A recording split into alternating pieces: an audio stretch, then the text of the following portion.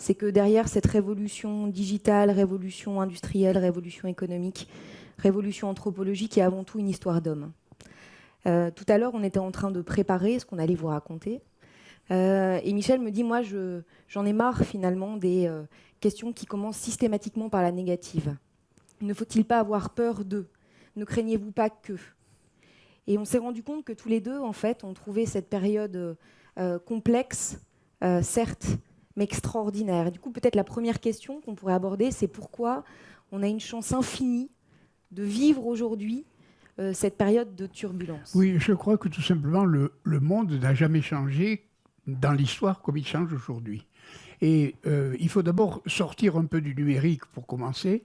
C'est-à-dire, c'est vrai que le numérique et toutes les transformations dont nous avons parlé sont vertigineuses, il n'y a pas de doute.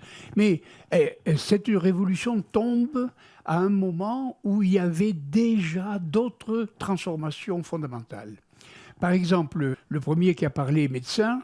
Regardez par exemple l'augmentation de l'espérance de vie. Et l'augmentation de l'espérance de vie qui fait qu'elle a encore cru, je crois, ce mois-ci, en France, on a eu des chiffres assez remarquables. Donc l'espérance de vie a augmenté verticalement et c'est dû à la médecine, au progrès, etc., en particulier évidemment au numérique. Mais c'est là où je voudrais insister sur un point qui se réfère à ce qui a été dit.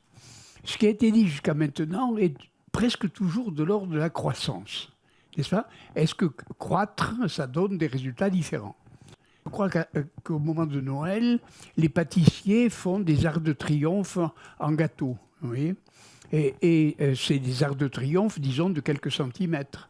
Et imaginez qu'il faille faire un arc de triomphe de la taille de l'arc de triomphe. On ne peut plus le faire en gâteau, n'est-ce pas? Il faut le faire avec des pierres. Par conséquent, la croissance fait changer de nature. Et ça, c'est capital pour penser le problème que vous me traitez. Et lorsque la croissance fait changer de nature, on a de ça aujourd'hui une application assez extraordinaire. Regardez, la croissance de l'espérance de vie a fait par exemple aujourd'hui que la mort intervient, disons, entre 84 et 86 ans, très bien, statistiquement parlant. Très bien. À ce moment-là, le patrimoine financier de celui de la génération de 84 ans va passer à ses successeurs. Mais les successeurs viennent justement de prendre leur retraite. Vous voyez, ils ont 60 ans. Et par conséquent, tout le patrimoine financier est en train de demeurer aux mains des plus vieux, qui n'en ont pratiquement rien à faire. Et les jeunes sont complètement dénués d'argent, dénués, etc. Vous voyez ? Et comme ils ont tous les pouvoirs, les vieux dont je suis, ils ont le pouvoir financier que je décris, mais du coup ils prennent le pouvoir politique. Et par conséquent, cela explique que le président des États-Unis est aujourd'hui le plus vieux de tous les présidents qu'on a connus dans le monde. Et cette vague de conservatisme-là, Erdogan, Turquie, Poutine, le Brexit, etc., s'explique par l'augmentation de l'espérance de vie. Vous voyez ? C'est-à-dire qu'ils ont une trouille folle du monde contemporain.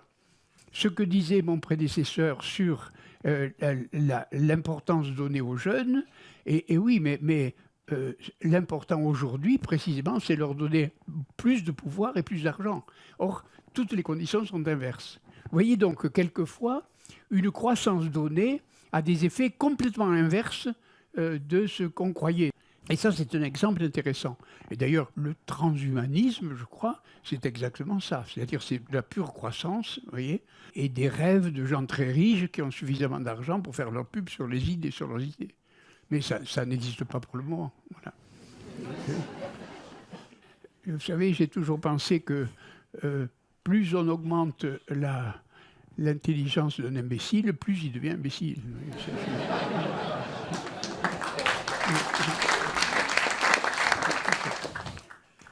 Alors, c'est vrai qu'aujourd'hui, nous passons par une période, puisque si vous posez la question, de transformation gigantesque.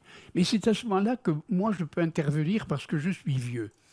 Et en effet, pour comprendre vraiment le monde contemporain, il est question parfois, il est intéressant parfois de prendre du recul, et du recul même quelquefois assez important. Par exemple, tout à l'heure, on a dit qu'il y avait une révolution avec la glace, vous savez. Alors, on croit toujours que la révolution numérique aujourd'hui est une révolution industrielle. Ce n'est pas vrai du tout, parce que la révolution industrielle était fondée sur la thermodynamique, c'est-à-dire sur les hautes énergies. Tandis que le numérique est fondé sur les petites énergies. Ça ne peut rien avoir. Et alors, c'est rare qu'on ait l'idée de ces révolutions portant sur les petites énergies. Et il y en a deux qui nous précèdent. Quelques milliers d'années avant Jésus-Christ, on a inventé l'écriture. Et ça a bouleversé toutes les sociétés. On n'a pas idée de la transformation qu'a induit dans le croissant fertile et en Chine l'invention de l'écriture. Ça a changé le commerce, ça a changé la politique, ça a changé les villes, etc. Transformation complète et le droit et l'enseignement et les sciences. Et ensuite, la révolution deuxième, ça a été Gutenberg et l'imprimerie. Et aujourd'hui, nous avons la troisième. Et les deux premières, si on regarde vraiment ce qui s'est transformé au moment des deux premières révolutions, on a pratiquement une bonne photographie de ce qui se passe aujourd'hui. Voilà. Et par conséquent, voilà, les choses extraordinaires que nous vivons aujourd'hui, alors j'ai dit l'augmentation de l'espérance de vie, mais regardez par exemple le monde agricole. Savez-vous qu'en 1900, chez nous, dans un pays analogue au nôtre, il y avait beaucoup plus de 50% de paysans. Aujourd'hui, il y en a 3,6. Et ce sont eux qui nous nourrissent. Vous voyez. Donc, les transformations, la transformation due au numérique est tombée sur une société qui déjà avait évolué sur des fondamentaux encore plus forts. L'âge, la mort, la vie, la naissance, le mariage et la nourriture. Vous voyez. Et donc, le numérique arrive en plus. Vous voyez donc que c'est une révolution comme probablement l'humanité n'en a pas connue avant. Comme l'idée, c'est de mettre en perspective un peu le regard de Michel Serres du haut de ses 20 ans et le mien du haut de mes 30 ans. Moi, je vais vous raconter, avec beaucoup d'humilité, parce que je suis assez chanceuse en fait, d'être à côté de Michel, comment je suis arrivée finalement à la même intuition. On vit une période extraordinaire. J'ai créé une boîte pour essayer de transformer les boîtes. Et j'ai créé une boîte pour une raison très simple, c'est que après 8 ans d'études, j'étais proprement incapable de me projeter dans le monde de l'entreprise traditionnelle. Et là, j'ai fait une supposition. Je ne dois pas être la seule. Et finalement, ce n'est pas moi qui ai un problème. Il y a probablement un problème au sein des organisations et peut-être au sein des sociétés, puisque finalement, l'entreprise, c'est comme un laboratoire de la société. Du coup, j'ai essayé de comprendre, en fait, pourquoi je sentais une telle inadéquation entre mes envies, mes désirs, mes rêves, la manière dont j'étais construite, mon socle de valeurs, mon ancrage, et puisque j'observais des constructions humaines. Et j'ai essayé de comprendre, et comme je n'ai pas la science infuse, je suis passée d'auteur en chercheur, en psychologue, en sociologue, et j'ai compris, alors c'est avec mes mots, qu'on assistait comme à un alignement des planètes. La période d'aujourd'hui, elle est extraordinaire pour plein de raisons différentes, qui cascadent les unes sur les autres. Le premier qui m'a permis de comprendre ce qui était en train de se passer, c'est Kofi Annan, qui parlait de notre génération comme d'héritiers sans héritage, et qui faisait référence notamment à ce qu'on appelle la postmodernité, qui, en des termes très simples, en fait, consiste à dire qu'on est en train de tourner une page charnière de l'histoire de l'humanité, et que tous les grands modèles économiques, capitalistiques, sociétaux, idéologiques, environnementaux, évidemment, politiques, et la période actuelle est éloquente à cet égard, ces modèles-là qui ont structuré les sociétés modernes vont devoir être réinventés dans les années à venir. Tout ça en même temps. On tourne une page de l'histoire de l'humanité, d'où la notion d'héritier sans héritage, en disant, là, les cocos, vous avez une responsabilité immense quant à la réinvention de ces modèles de société. Première planète. Et puis j'ai cheminé, et en rencontrant Daniel Cohen, qui a écrit un livre magnifique, Le monde éclos et le désir infini, j'ai compris qu'il y avait une deuxième planète post-matérialiste, que j'ai eu plus de mal à comprendre. Il dit que finalement, dans ce monde postmoderne, on vient percuter le capitalisme traditionnel et finalement, on vient percuter la notion de progrès qui a été évoquée à de nombreuses reprises dans les interventions précédentes. Avant, quand on était un grand-père, quand on était un manager, quand on était un chef d'entreprise, quand on était une maman, quand on était un chef d'État, je pense qu'on pouvait être relativement relax en se disant, bon, demain, ça sera mieux qu'hier. Ça, ce sont pour les sociétés modernes. Là, on est dans un momentum un peu particulier, puisque cette révolution digitale dont on parle depuis 1 heure et demie, c'est une révolution industrielle, certes, mais qui a une caractéristique quand même économique, c'est que c'est une révolution sans croissance. Et vous avez des études qui sont intéressantes. Une enquête du Guardian qui montre que sur 7 économies occidentales, dont la France, les vingtenaires, c'est-à-dire les digital natives, vivent aujourd'hui en dessous du niveau national de leur pays respectif. Pour 90% de la population américaine, le pouvoir d'achat n'a pas augmenté ces 30 dernières années. Donc on vit une révolution industrielle, anthropologique, globale, qui est la révolution numérique. 3e révolution anthropologique, selon vous, Michel, dans la petite poussette. Certes, mais une révolution sans croissance. Jusqu'à présent, le moteur du progrès, c'était la croissance.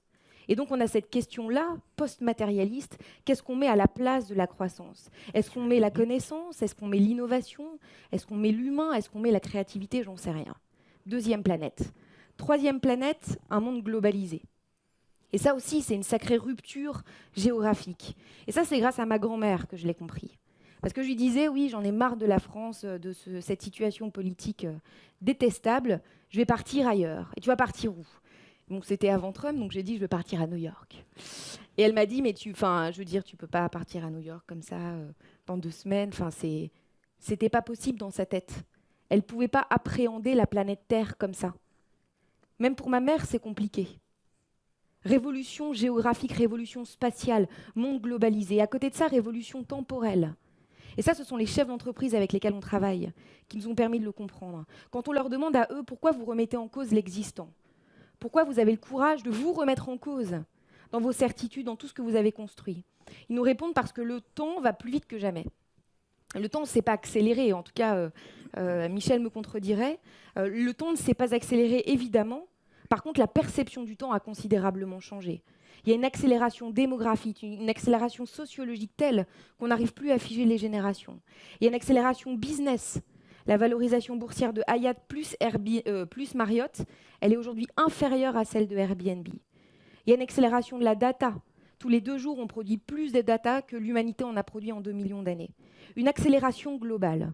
Et je crois que ces 4 planètes, postmodernes, post-matérialistes, l'accélération du temps et la rupture géographique, elles ont effectivement, tout ensemble, façonné des homo sapiens un peu différents des homo sapiens traditionnels, que vous, Michel, vous appelez les homo numericus. Moi, j'ai un livre de chevet, c'est La petite poussette, parce que c'est là que j'ai trouvé la réponse à la question que je me posais.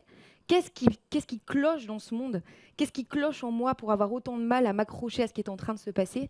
Et j'ai compris, parce qu'on est des homo numericus, cette révolution, elle n'est pas technologique, elle n'est pas industrielle, elle est anthropologique. On est en train de grandir et d'évoluer dans les hommes et les femmes que nous sommes. Et aujourd'hui, il y a comme une inadéquation entre le regard qu'on porte sur le monde et puis tout ce qu'on a construit jusqu'à présent. Les entreprises, évidemment, qui sont le premier lieu où des gens adultes font société, qui sont en train de se réinventer. Mais ne nous méprenons pas. Demain, c'est l'école qui va devoir bouger. C'est le syndicalisme qui va bouger. C'est la conception même de l'État-nation qu'on va remettre en cause. J'ai la chance de beaucoup travailler avec la Marine nationale. Peut-être qu'on en parlera parce qu'on a ça en commun d'être enseigne de vaisseaux première classe tous les deux. Mais même l'armée va bouger. Parce que ces constructions-là sont issues d'un monde qui n'existe plus. Et pourquoi c'est extraordinaire? C'est parce que quand on a une situation de crise, en fait, on a un formidable territoire d'opportunités pour réinventer les choses et prendre ses responsabilités. Oui, dans les transformations dont nous avons parlé, j'ai essayé d'en trouver d'autres que le numérique. Et vous parliez, par exemple, du monde, de la mondialisation. Est-ce que vous savez, par exemple, que quand je suis né, il y avait moins de 2 milliards de personnes dans le monde? Aujourd'hui, il y en a 7 milliards 800 millions. C'est-à-dire que, connaissez-vous une vie humaine au cours de laquelle la population mondiale s'est multipliée 2 fois par 2? C'est-à-dire 2 fois 2, 4 fois 2, 8. On est à peu près 8 milliards. Et par conséquent, voilà des données qui s'ajoutent à la révolution en question. Cela dit, quand vous parlez des jeunes, je ne suis pas très favorable, moi, à cette expression génération Y qui est tout à fait américaine. Pourquoi? Parce que la transformation ne touche pas seulement une génération donnée, elle touche absolument toutes les générations. Et c'est très simple. Je crois aujourd'hui qu'il y a presque autant de téléphones portables dans le monde que de gens dans le monde. C'est-à-dire il y en a à peu près autour de 7 milliards 800 millions, vous voyez. Et par conséquent, ça touche tout le monde, vous voyez. C'est pour ça que j'ai dit plutôt petite poussette que génération Y. Ce n'est pas un conflit de génération, c'est une transformation complète. Alors maintenant, sur les institutions dont vous parlez, vous avez tapé juste. C'est-à-dire qu'en effet, toutes les institutions qui nous font vivre et sous l'organisation desquelles nous vivons, toutes ont été en effet créées à une période où le monde n'était pas ce qu'il est devenu. Et par conséquent, le décalage qui existe, par exemple, entre la politique et le monde réel, et il se retrouve partout. Il se retrouve dans les universités, il se trouve dans la santé, il se trouve absolument dans toutes les institutions. Et par conséquent, en effet, le travail d'aujourd'hui consiste, alors, collectivement, politiquement, anthropologiquement, à transformer ces institutions-là. Et ça, ce n'est pas un petit boulot, ce n'est pas seulement du numérique, ça. Parce qu'en effet, dans le numérique, il y a toujours une solution algorithmique à la question, quand il y a une solution. Mais là, c'est un problème géant.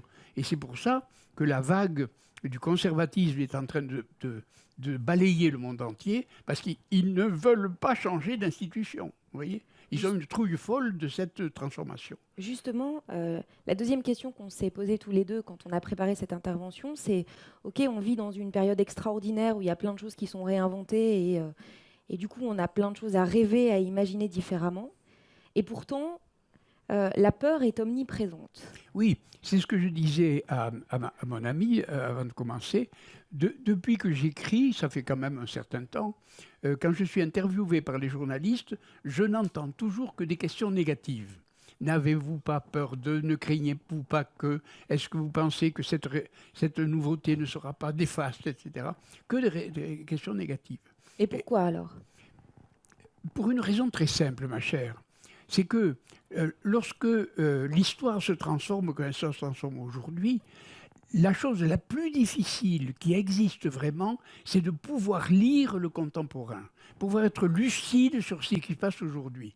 Alors, pas ce qui se passera demain. Demain, c'est des rêves genre transhumanisme. Oui. Ça, c'est pas des rêves. De lire vraiment le contemporain, c'est vraiment très, très difficile.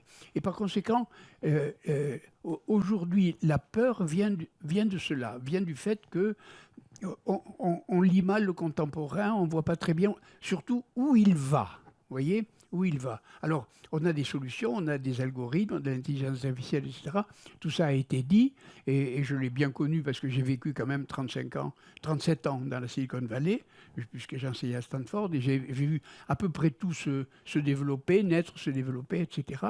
Mais ce qui manque, évidemment, c'est la vision, non seulement du présent, difficile à lire, c'est pour ça que l'innovation est très difficile. On parle toujours d'innovation, on entend parler de ça tout le temps. Mais ça tombe bien, mon métier c'était histoire des sciences. Et par conséquent, j'ai eu à traiter toute ma vie du problème de l'innovation. Eh bien, je peux vous dire que lorsqu'une innovation advient, personne ne peut la lire parce qu'elle est nouvelle.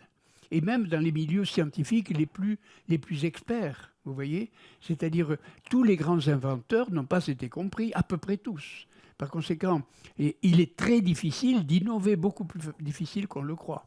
La plupart des innovations dont on dit que c'est des innovations sont simplement des répétitions ou des déclinaisons de ce qui s'est passé avant. C'est pour ça qu'elles sont reconnues. Mais la vraie innovation est très difficile à reconnaître. Donc une peur du temps présent parce qu'on aurait du mal à lire ce qui est en train de se passer. Moi, j'ai cherché aussi une réponse à cette question. Pourquoi est-ce que les gens ont peur? Je vais reprendre mon entreprise laboratoire de la société. Effectivement, quand on essaye de transformer des organisations, on a des levées de boucliers. Alors c'est politiquement incorrect de le dire, hein, mais même quand on a la tête de l'entreprise qui dit d'accord, on a compris qu'on n'avait pas compris, on a compris qu'on allait se remettre en cause et qu'on allait laisser faire et qu'on allait faire redescendre le niveau de gravité de l'entreprise très bas.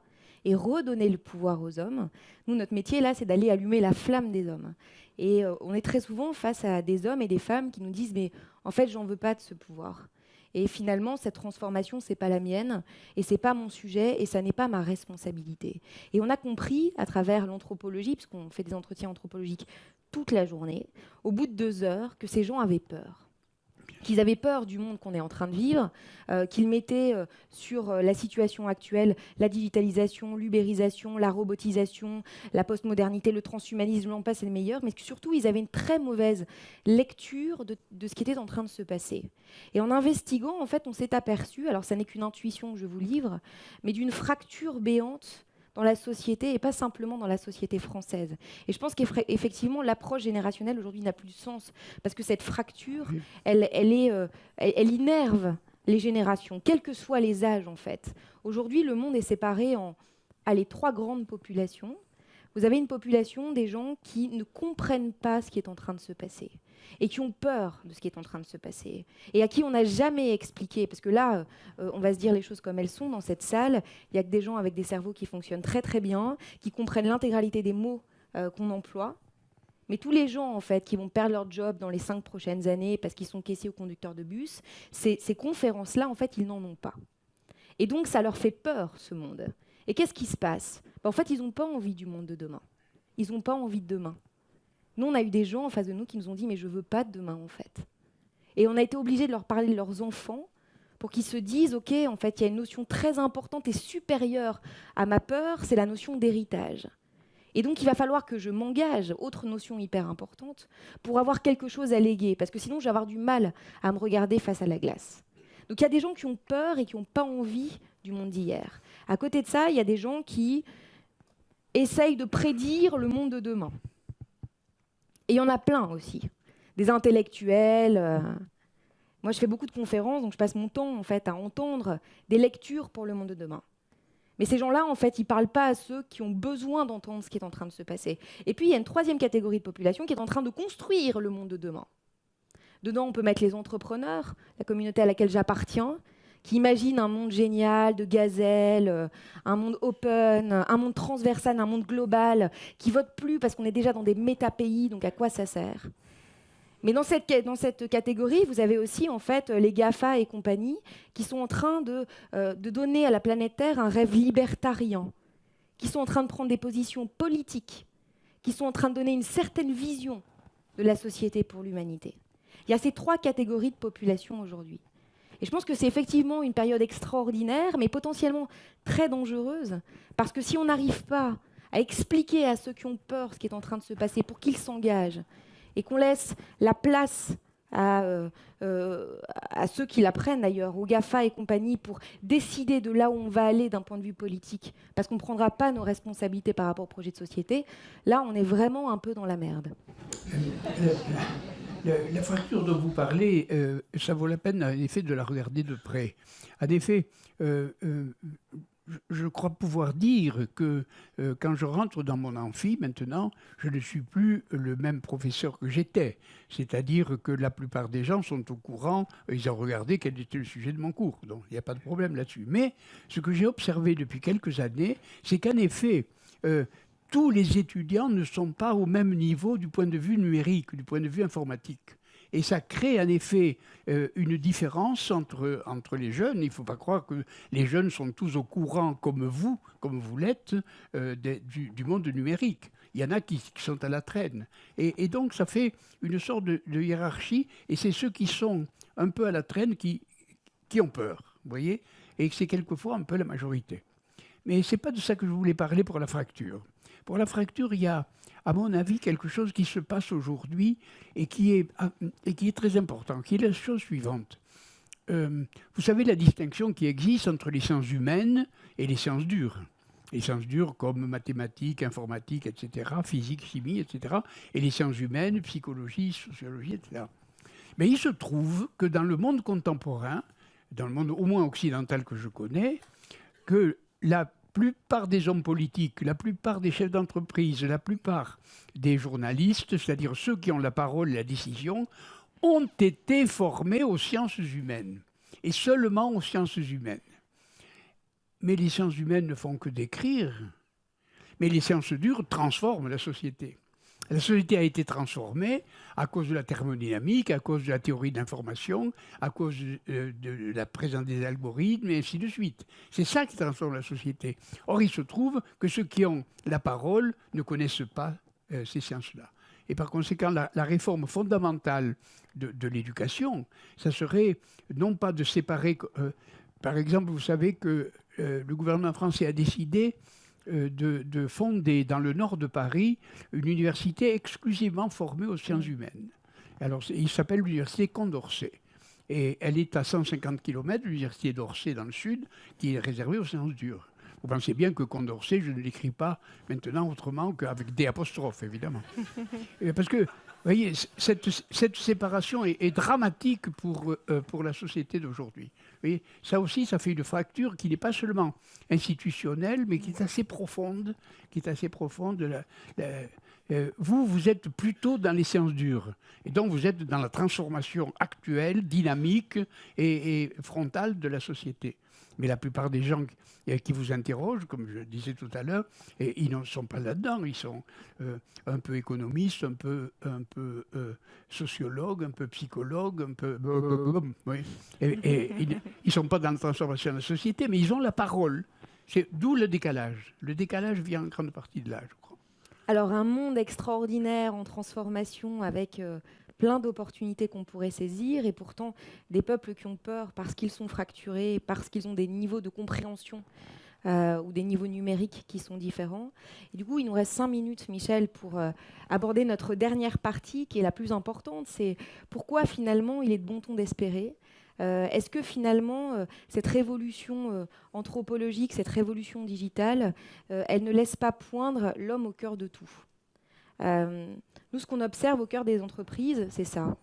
C'est que les entreprises les plus en avance sur la transformation numérique viennent de se rendre compte qu'en fait, le vrai sujet, c'est pas les outils, c'est pas la techno, c'est pas le business, ce sont les hommes. Comme si finalement la transformation digitale, c'était un raz-de-marée qui ne laissait à la fin que l'essentiel. J'oserais même dire l'existentiel.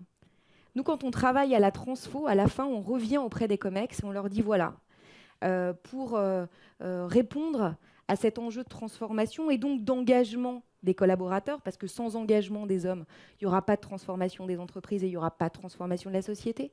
Il y a 4 mots qui reviennent systématiquement. Ces 4 mots, c'est le sens, la transparence, la reconnaissance et la confiance. Et là, on a des COMEX qui sont complètement abasourdis et qui nous disent « Rendez-moi les euros que je vous ai donnés parce que nous, on voulait un truc 1000.0, hyper novateur, très disruptif. » On leur a dit « Désolé, en fait. Pour engager des gens, il faut un projet qui fasse sens. Il faut leur faire confiance, donc partager le pouvoir. Il faut de la transparence, de l'information. Il faut une symétrie entre dedans et dehors, ce que Pierre Everdy appelle l'éthique, l'esthétique du dedans. Il faut de la reconnaissance. Il faut aimer les autres. C'est la conséquence, pareil, d'une étude au sein de la Marine nationale où la conclusion en une phrase, c'est commander, c'est aimer. Sinon, ça ne marche pas. Sinon, personne ne vous suit au carton.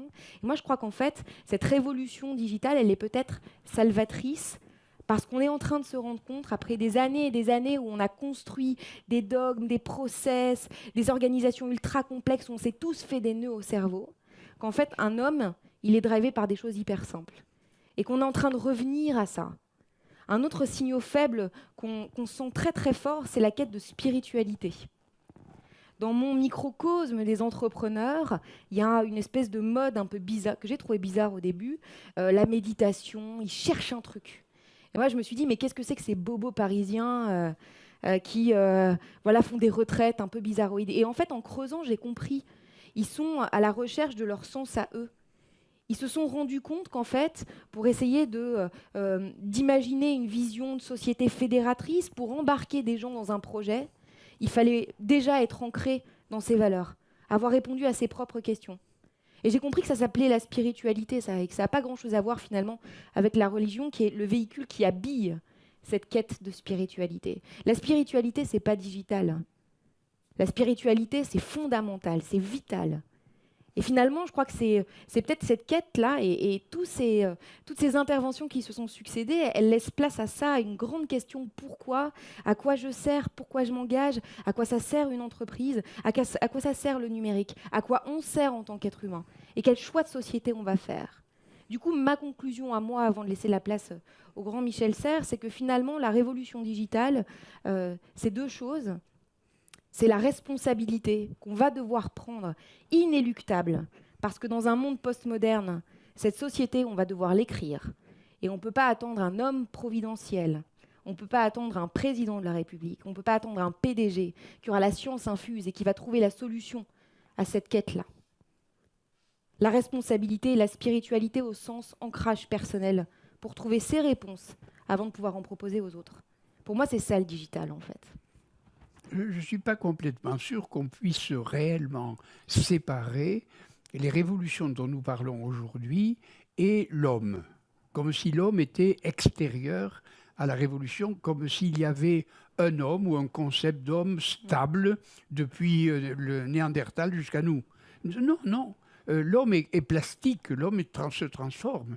Et les transformations dont nous avons parlé, qu'elles soient agricoles, qu'elles soient numériques, qu'elles soient de type anthropologique, etc., touchent l'homme. Et l'homme est transformé. Et, ce n'est pas le même homme qui avait, lorsque j'étais petit, on n'avait pas de nouvelles même de la ferme à côté. On n'était jamais allé au chef-lieu de département, encore moins à Paris, bien entendu. Donc c'était un espace sans communication.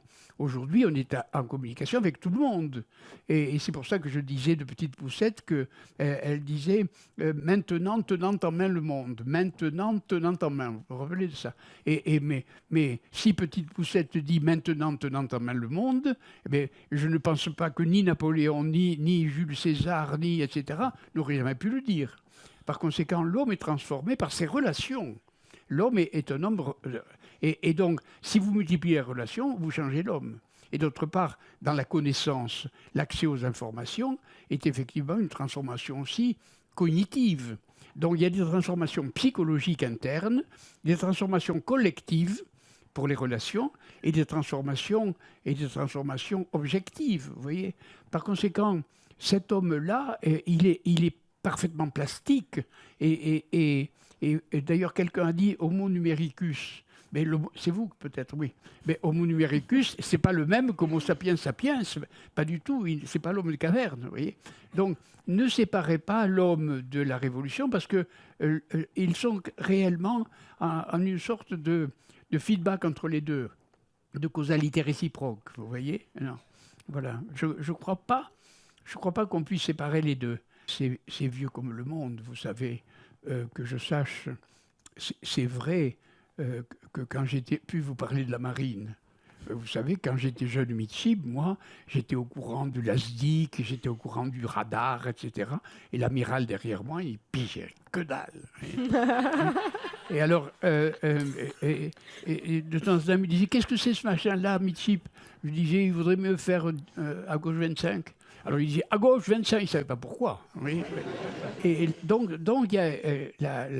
J'ai connu ce type de révolution qui font que, tout simplement, qu'est-ce que la science? La science, c'est ce que les vieux apprennent aux jeunes, mais qu'est-ce que la technique? C'est ce que les jeunes apprennent aux vieux, tout simplement. Il y a une sorte de réversion. Mais cette réversion, elle a eu lieu à peu près tout le temps, oui, je crois. Donc, la période que nous vivons est une période qui probablement ressemble un peu... j'ai parlé de Gutenberg tout à l'heure, vous vous rappelez? Eh bien, le moment où le Moyen-Âge s'effondre et où la Renaissance apparaît. Voyez. Et là, il y a une coupure à la fois dans le commerce, dans le capitalisme, mais dans la politique, le début des démocraties, etc., dans la science, dans la pédagogie, etc., qui est considérable. Vous voyez. Et nous vivons un peu ce type de période, mais là où vous avez raison, alors j'ai critiqué votre affaire, là où vous avez raison, c'est que, en effet, pour pouvoir lire cette période-là, il faut avoir une vision réellement globale. Et donc, essayer d'éviter la culture américaine du pauvre point. PowerPoint, vous croyez que je dis, oui. En français, on dit pauvre point, n'est-ce pas? Le pauvre point, c'est une catastrophe pédagogique. J'ai enseigné aux États-Unis 35 ans, j'ai vu cette catastrophe pédagogique. C'est-à-dire, vous dites toujours, il faut faire ça, puis ça, puis ça. On appelle ça le process, n'est-ce pas, je crois, dans le latin contemporain. Bien, il n'y a rien de pire que le process. On n'y comprend rien. Vous voyez, et par conséquent, il faut avoir une vue synthétique, une vue globale, une vue, vous voyez, j'ai envie de finir par une histoire de robot, puisque vous parlez de l'homme, je vais vous parler de l'homme. Vous connaissez l'histoire de cette secrétaire de direction qui avait été recrutée dans une grande entreprise du CAC 40 et qui avait un superbe bureau à côté du bureau du PDG. Et au bout de 15 jours qu'elle était là, puis un mois, puis 2 mois, elle s'est aperçue qu'elle n'avait rien à faire. Mais rien. Et tout son travail consistait à faire semblant de travailler, à faire semblant, etc. Alors, elle a tellement réussi dans cette apparence de travail que le PDG un jour l'a fait venir et lui a dit « Écoutez, je suis tellement content de vos services que je vais vous donner un assistant. » Alors, elle était terrorisée et le PDG lui a donné un robot. Et maintenant, faites attention. Le robot était là et il fallait le programmer. Seulement, un robot, il sert à faire quelque chose, à vous aider. On a bien assez dit tout à l'heure. Mais est-ce qu'on peut enseigner un robot à ne rien faire? Et mieux encore, à faire semblant de faire alors qu'il ne fait rien. Eh bien, c'est ça l'homme. Et c'est pas le robot. Vous voyez ce que je veux dire? Oui.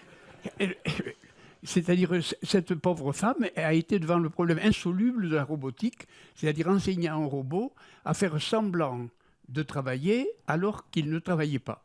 C'est-à-dire à ne rien faire, mais rien faire doublement. Voyez. Et c'est ce que nous disons en français, je crois, quand on dit fainéant, qui veut dire ne faire rien, et feignant, qui veut dire, c'est le participe présent du verbe feindre. Faire semblant, le feignant.